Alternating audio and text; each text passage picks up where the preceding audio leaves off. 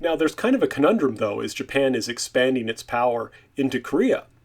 Japan had fought these two wars, saying that it was fighting for Korean independence.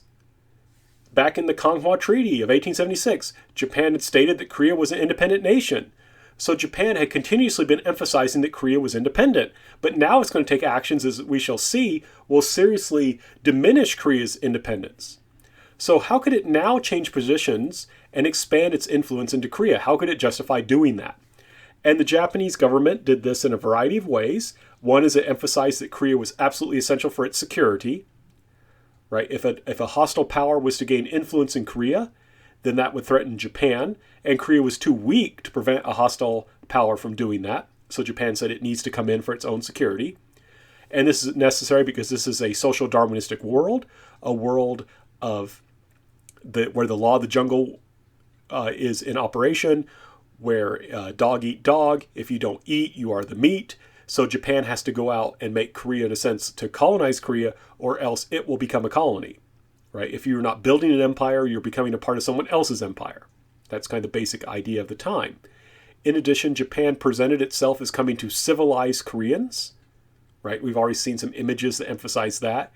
And you can see that here in this kind of Japanese magazine picture, which shows the Koreans being bathed in the light of Amaterasu, with a Japanese colonial official opening the way for them.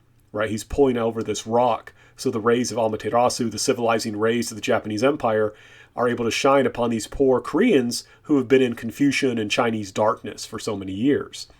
And the Japanese argued that who better to civilize and enlighten the Koreans than Japanese people who are racially similar. Right? We Japanese are racially similar to the Koreans. They're like our long-lost cousins. And so this is just a family reunion. And in particular, Japan is always careful, as we'll see, to work through the Korean government so they can claim that what they're doing is legal. And they can do this because in Korean political theory, right, the king, in a sense, is the sovereign. Power flows from him. So whoever has the king has the power. And Japan is going, as we'll see, Japan will have access to the king, will basically be able to control the king, and that allows them to do everything legally. And it doesn't help that the king just spent all this time trying to argue that he was the absolute monarch. Well, if he's an absolute monarch, we have to do what he says, even if Japan is the one pulling the strings. And that's going to be a problem the Koreans will face. So Japan will now begin the process of the colonization of Korea. In a sense, the first step towards this is the 1905 Protectorate Treaty. In a protectorate treaty, one country becomes the protector of another country. It's recognized that one country is very powerful, and it's going to step in to protect a country that is weak and threatened. And as part of this protection, the stronger country gains the diplomatic rights of the weaker country. So before this time period, Korea had diplomats, it had like ambassadors in different countries. And it did its best to get other countries to help advance its interests. So we saw this earlier. Remember how Korea basically followed a diplomacy where it sought security. It sought to get people from other countries to help it to protect itself from its other more powerful neighbors. And that's essentially what Korea had been trying to do with its ambassadors and with its embassies. But now Japan, by forcing Korea into this protectorate treaty, Japan will now represent Korea abroad. Koreans will no longer have the ability to send ambassadors or send diplomats. And that means now that Japan controls Korea's greatest weapon. Korea doesn't have an army. Its greatest weapon was its diplomacy, its ability to try and get other countries to hopefully help it so that to protect it from its other countries from getting too powerful and taking over Korea. Right? Remember, Korea had in the past used China, in a sense, to defend itself from Japan. That was the traditional policy. But now Korea can't do that anymore because it has lost its diplomatic rights because it's been forced to accept this protectorate treaty. In addition, in 1906, Japan will send Ito Hirobumi as resident general of Korea. So he's basically going to be a high official from Japan who will also be recognized by the Korean government as like an advisor. But because Japan has so much power, Korea is expected to take his advice. So now you've got this foreigner, right? Ito Hirobumi is Japanese, not Korean, who is in Korea, who's involved in Korean government affairs. and he's going to be able to know what's going on in Korea and is going to tell Koreans what to do and expect that they do it. Now, the idea is that he's going to help Korea to reform, right? That's the idea. He's going to help Korea engage in modernizing reform. And in many ways, it makes sense to send this guy because he was key to Japan's modernizing reform. The Japanese Constitution that we talked about earlier, the Meiji Constitution, he's the guy that wrote the Constitution.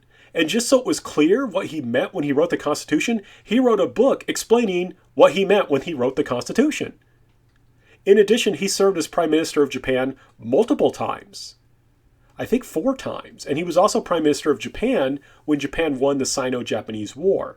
So Japan is very serious about transforming and modernizing Korea because they're sending someone to Korea who is integral to Japan's own modernization.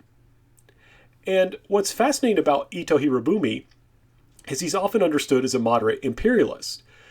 Unlike other Japanese, he thought that Koreans could reform, right? He thought that Koreans could reform. Some Japanese said, Koreans are helpless, hopeless, they cannot reform, but he thought they could. However, that being said, he was still an imperialist. He still wanted fundamentally to use Korea to help Japan, right? So he was for helping Koreans, he wanted to help Koreans, but ultimately he wanted what was good for Japan. And if Korean interests and Japanese interests ever conflicted, he supported the interests of Japan. And so what's going to happen is he's going to come into Korea, and even though he honestly wants to help Koreans, I think, he still wants to help Japan more. And Koreans understand this and will resist this, and this will lead him to attempt to force reforms, right? Koreans will often resist his reforms because they see them as benefiting Japan, right? So he's going to try and bring in reforms Koreans will resist, and then he will use force to push through those reforms.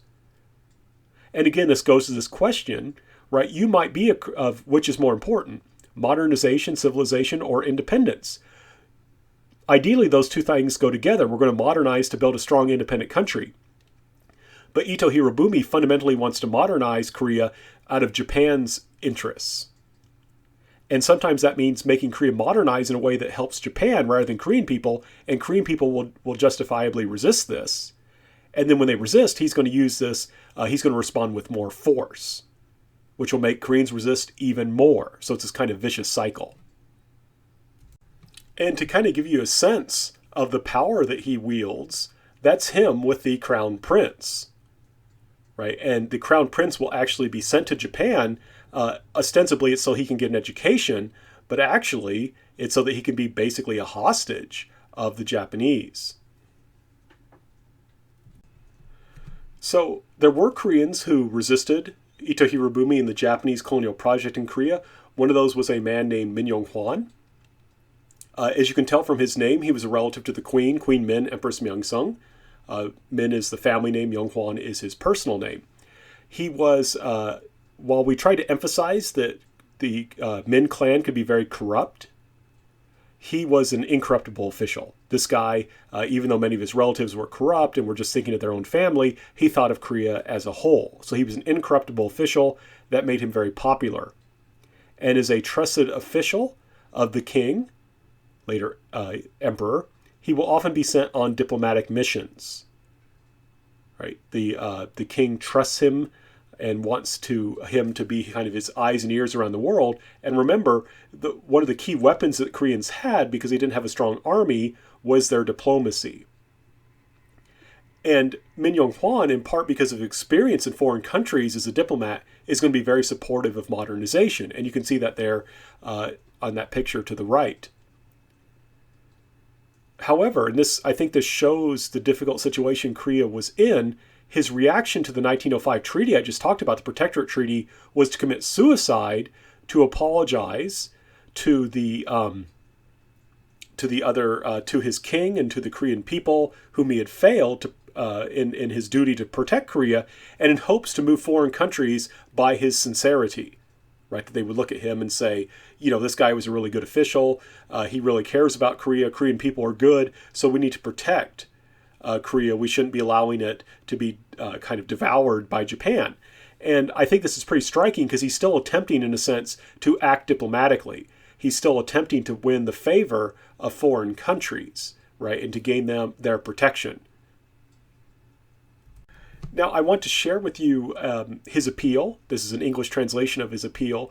And this, I think, is important for a couple reasons. The first is just to see, again, to really underscore the fact that Korea, because it lacked military force to deal with Japan, had to really rely on the hope of foreign intervention. And also, I think, even though I disagree with this, I mean, you should not commit suicide. I would, do not do that. Lander offers free counseling should you think that that's the way forward. It's not. But the key thing is he does represent something noble about the Korean tradition, right? This guy does deal with, he acts with sincerity and with bravery. I think he would have been much better to stay alive and continue to serve his country, but he is clearly a brave and sincere person. And his letter states, Yeong-hwan, that's his name, has failed his country. The state of this nation and his plan for the people have come to this end. Only by dying can he repay the emperor's grace and apologize to his 20 million fellow countrymen. He is already dead. Our 20 million citizens may be annihilated in the midst of their struggle for survival. There you can see the social Darwinism. Noble envoys, how can you fail to recognize Japan's purpose and also ignore Japan's actions? Noble envoys, your excellencies, if only you will take our people's opinion seriously, report to your esteemed governments and people, and assist our people's freedom and independence, and then even I, who am dead, will rejoice in the other world and be grateful. O excellencies, do not look upon Korea lightly, nor mistake the utter sincerity of our people. Right? And, sometimes because the Korean government is going to fail to maintain its independence because it becomes a colony, I think people kind of look back on this period and feel kind of bad and sometimes kind of look down on the Korean government. From my perspective as a Koreanist, I'm not sure if anyone could have done anything to save Korea. I think in this age of imperialism, there really wasn't much they could do. And I just like to highlight, though, that you did have this, and that very sad story, even though this is another sad story, there is, again, I have to stress something noble and courageous about this man, even though, like I said, I don't think he did the right thing. I think he should have stayed alive and continued to serve his country that way. But we also have to highlight that this is how desperate Korea's situation has become. That this man of great talent and great courage and nobility, the only thing he could think of to do was to kill himself in an attempt to get people to pay attention to Korea's situation and to intervene to protect it. Emperor Kojong will be frustrated, of course, because of the fact that he can't continue to use diplomatic strategies. So he has one last-ditch effort to try and restore his terrible situation. In 1907, he, with the help of an American, will send a group of diplomats to the peace conference that's happening at The Hague in the Netherlands. By the way, The Hague is actually the name of the city. The is actually a part of the name, so that's why it's capitalized. And what happens is these Korean diplomats will get to The Hague. They will try and take part in the diplomacy that's going on there. They will try and protest Japan's treatment of Korea and say, we were forced to sign these treaties. They're therefore illegal, but they're not allowed to even speak at the conference. And Ito Hirobumi will then use this as a justification to force Emperor Kojong to abdicate the throne. Right? He'll say, oh, you Koreans, you gave up your diplomatic rights, and here you are playing these kinds of games, so you're not going to be emperor anymore. That shows you how powerful Japan has become, that this official, Ito Hirobumi, can force the Korean emperor to abdicate. And what will happen is then his son, Sunjong, will ascend the throne. And unfortunately, his son Sunjong has some kind of mental problems. It's not clear why, but there's something wrong with him, and he's nothing but a puppet, basically. He's not really capable mentally of resisting the Japanese, and will just do whatever they tell him to do. He is forced to accept a new treaty that gives Japan even more power in Korea, and as part of this, Ito Hirobumi will have the Korean army disbanded. Right? Ito Hirobumi will have the Korean army disbanded. Now, what's going to happen is a lot of these soldiers are going to say, oh, you're disbanding us, fine, we'll leave, we'll take our guns with us, and we're going to fight you now. So this is going to lead to what Koreans call Ibyung, or righteous armies. There's going to be a rise in these kind of guerrilla armies. They're going to fight against Japan. Right? Ito Hirobumi, it turns out this was probably not a good idea. By disbanding the Korean army, he lets all these guys loose with guns who are now going to fight against the Japanese. And this will lead to many Koreans to pick up guns and fight on behalf of their country. Right? And this is, I want to stress, this is something very important. The Korean government is no longer capable of protecting Korea. The Korean government is essentially just a shell. It's not a true government in a sense anymore. It's controlled by the Japanese. So Korean people are going to argue that they need to fight. So you can see this rising nationalism. And one of these leaders was a man named Yeong-hwan. And I want to really catch the tragedy of this. What's really sad is that Yeong-hwan was fought against Japan, but was captured and then sentenced to death as a traitor because he was said to be fighting against the Korean government. Of course, he was actually fighting against the Japanese who were controlling the Korean government, but the Japanese presented this as him acting against the government because hadn't the government accepted Japanese power in Korea? So so he's not treated as a prisoner of war, he's treated as a rebel, and so he's sentenced to be executed. And so you had this very sad situation where you have this man who was a patriot fighting for his country, and he's going to not only be killed, but to add insult to injury, he is going to be declared a traitor to his country. And this is a poem, his death poem he wrote the night before his execution. Though death lie in wait, can I betray my soul? Righteousness seems heavy and death rather light. What he means by that is that righteousness is more important than death. It's better that I die than that I should give up doing righteousness, right? It's death is not so important. What is important is being righteous. But to whom can I trust affairs when I am gone? So thinking in silence, dawn approaches already. So again, he's in this very, you've got this tragedy, this patriot being executed for being a traitor. But at the same time, you also have this sadness in that he's not sure what's going to happen. He knows he's going to die, and he can die knowing that he did his duty. But will Korea survive? Right? That's the question. Will my country survive? I can die. I can face death bravely. That's not a problem. But I'm very much concerned about the fate of my country. Now, what's important to also stress is that not all Koreans would use violence to resist Japan. Right? Not all Koreans would use violence to resist Japan. Some Koreans would also try and use peaceful means to try and establish their country. And from their perspective, they said, okay, look, we don't want to follow the Chinese model because the Chinese model is not working, right? Japan defeated China in the Sino-Japanese War. That model won't work. We don't want to follow the Japanese model because they're trying to colonize us. And if we work with the Japanese, they're just going to use that as one further justification to take over our country. So we need to go to the Western source of civilization, right? Japan got powerful by adopting civilization, but the Westerners adopted it first. Let's go there. And oh, look, we don't even have to go to the West because we have these Protestant missionaries in our country. They will help us. And these Protestant missionaries argue that there is a connection between religion, civilization, and power. That if you follow the right religion, it will give you the right morality. It will help you to understand the true nature of the universe. And when you have those things, you will have a powerful be civilized, and that will give you power. Right? So in a sense, religion, the right religion, Protestant Christianity in this case, will allow you to become civilized, that is modernized, and that makes you powerful. So you had the rise of these Christian nationalists, and the vast majority were Protestant, who argue that by saving souls, by helping Koreans undergo a conversion to Jesus Christ and the moral regeneration that brings, that will save the nation. And what's interesting about them is while they criticize Japan, they see the fundamental source of Japan's colonization of Korea was actually Korean weakness. And they argued that we Koreans need to undergo a moral regeneration, and that is going to bring us a new and powerful country. However, in the end, the attempt by these righteous armies to use violence to defend Korea will fail.